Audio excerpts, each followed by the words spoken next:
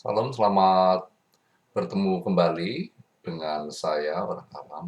Semoga saudara semua dalam keadaan sehat, seperti saya juga dalam keadaan sehat. Teman-teman atau saudaraku yang dikasihi oleh Tuhan Yesus, kalau minggu-minggu kemarin sebagai orang awam saya sudah bicara tentang Allah Bapa, Allah Putra yang kemarin sudah saya bicarakan, bahwa Allah Putra itu adalah firman hidup seperti eh, yang disaksikan oleh murid-muridnya, seperti yang dituliskan oleh muridnya. Rasul Yohanes menuliskan tentang ini di dalam 1 Yohanes 1. Rasul Yohanes menuliskan tentang kesaksiannya bahwa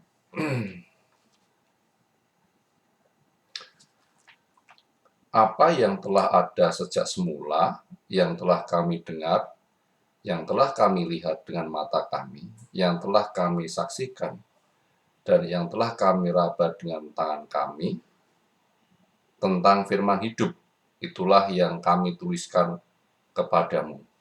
Jadi, Rasul Yohanes menuliskan ini. Dia adalah muridnya Tuhan Yesus yang tentunya saksi mata. Makanya dia Rasul Yohanes berkata apa yang sudah kami lihat,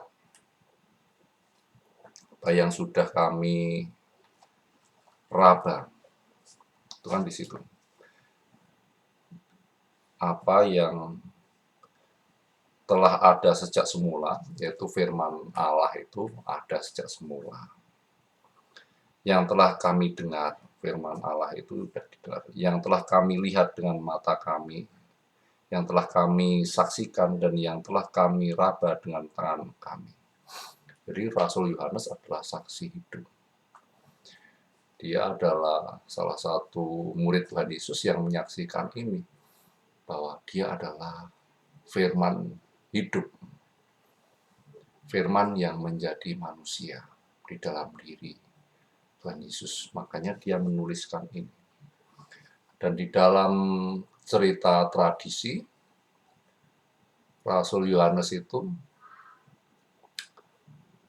rencananya kan disiksa, tapi tidak berhasil.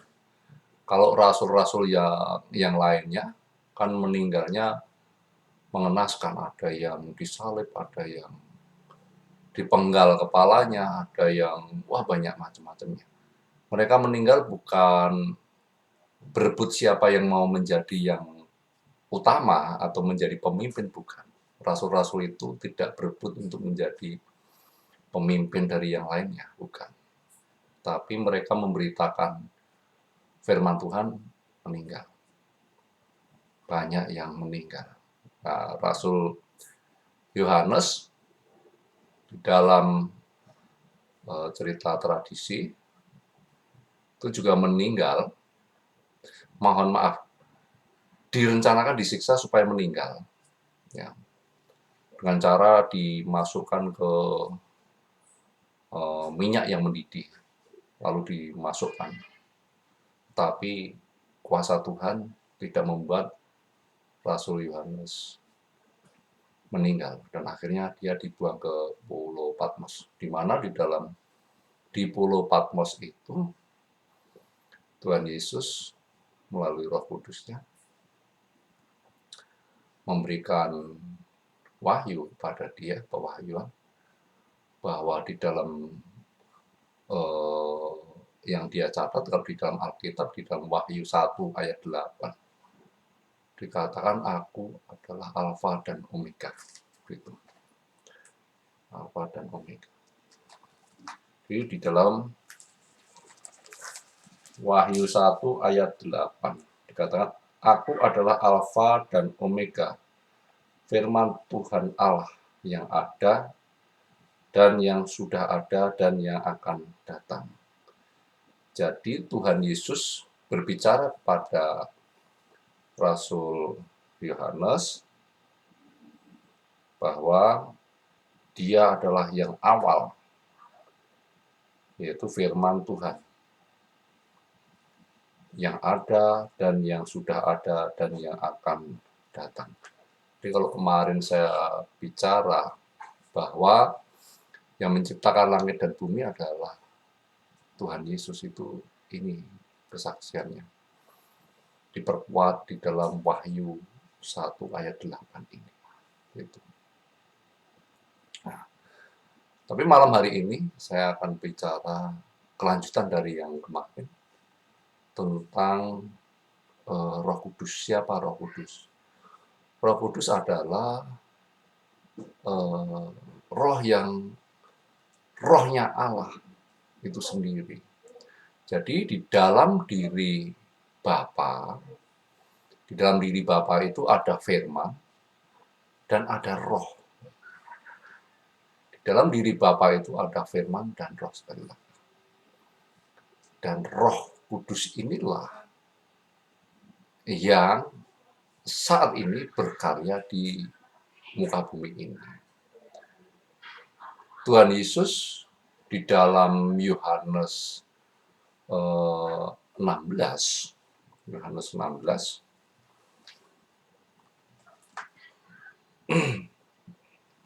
di dalam Yohanes 16 ayat yang ke-7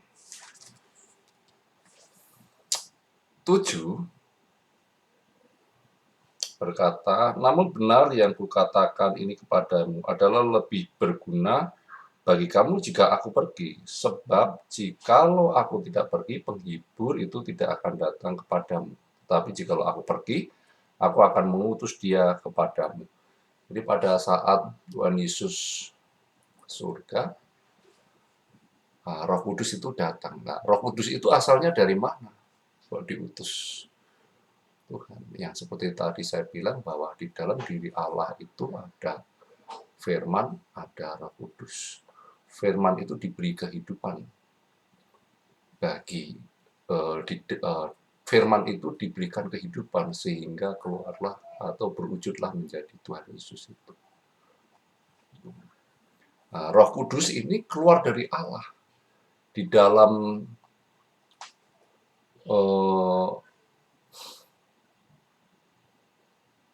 Yohanes 15 ayat 26. Yohanes 15 ayat 26.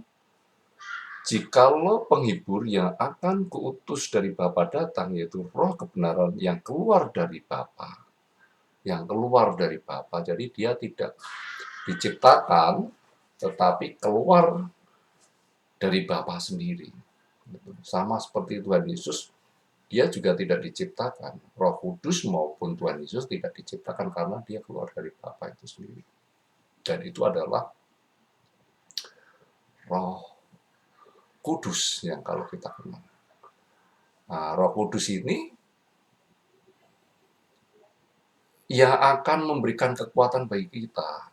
Dia yang akan memimpin kita. Kalau Roh Kudus itu datang, dia akan memuliakan Tuhan Yesus. Di dalam Yohanes ayat yang Yohanes 16 ayat yang ke-14, ia akan memuliakan aku, sebab ia akan memberitakan kepadamu apa yang diterimanya daripadaku. Jadi Roh Kudus itu tidak mungkin menghujat Tuhan Yesus. Justru dia akan memberikan penguatan bagi kita. Seperti pada saat rasul-rasul diberikan kekuatan bahwa Tuhan Yesus itu adalah firman hidup. Yang oleh firman itu barang siapa percaya kepada firman itu, dia percaya kepada Allah.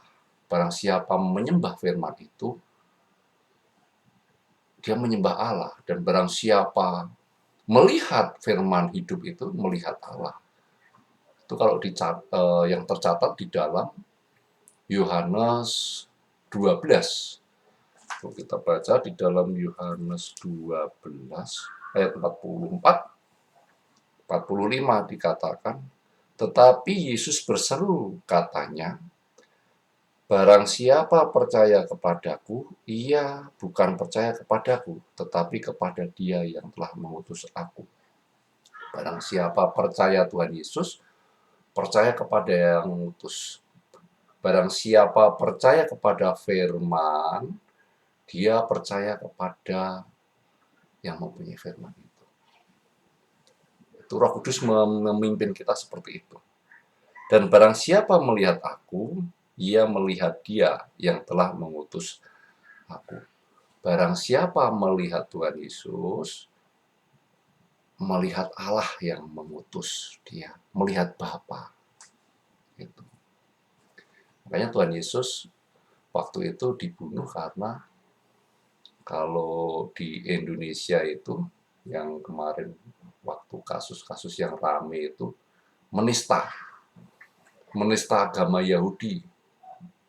Dia seorang manusia menyamakan diri dengan Allah, makanya dia dihukum mati.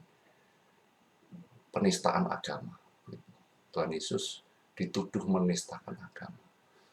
Tapi Tuhan Yesus mengajarkan untuk hal yang baik. Kembali lagi, Roh Kudus inilah yang memimpin kita supaya mempercayai ini. Mempercayai bahwa kita hanya menyembah satu Tuhan. Bukan dua, bukan tiga. Dan itu yang kami percaya. Kalau umpamanya ada yang lainnya percaya, ya silahkan. Toh saudara juga mempunyai kepercayaan yang ada yang menyembah, ada patung di depannya, dia menyembah kepada patung, dalam arti mengadakan ritual di depan patung itu, tapi toh mereka juga berkata, kami tidak menyembah patung, nah, itu hak saudara.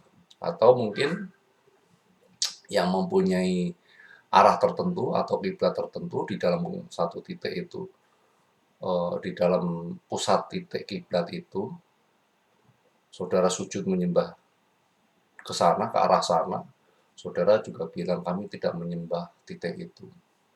Dan kami menghormati itu, silahkan itu kepercayaan saudara. Itu. Ya, kita mempunyai kepercayaan masing-masing dan itu silahkan. Yang jelas, ini kepercayaan saya, keyakinan saya sebagai orang Kristen. Dan di dalam kepercayaan saya ini,